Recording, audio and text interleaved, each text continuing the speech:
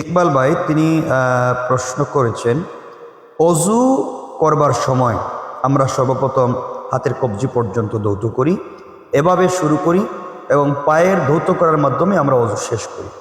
তো এখন যদি কোনো মানুষ আগে হাত ধুয়ে ফেলে বা পা ধুয়ে ফেলে বা মাথা মাসে করে ফেলে, অজু হবে কি? আপনি চমৎকার প্রশ্ন করেছেন মোহতারাম। কোনো মানুষ যদি অজুর নিয়ম হচ্ছে যে প্রথমে হাতের কবজি পর্যন্ত ধৌত করা, কুলি করা, নাকে পানি দেওয়া, মুখ ধৌত করা, হাত ধৌত করা, এভাবে পর্যায়ক্রমে পরিষ্কার পরিচ্ছন্ন হতে হয়।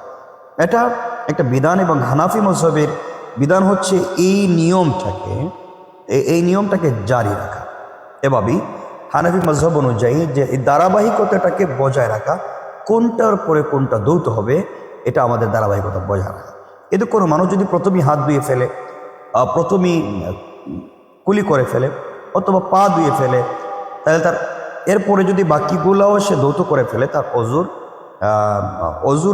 অজুর যেটা ছিল সেটা ফরজিয়ত ওয়াজিব আদায় হয়ে যাবে এবং তার অজু হয়ে যাবে। আশা করি আপনি আপনার উত্তর পেয়েছেন।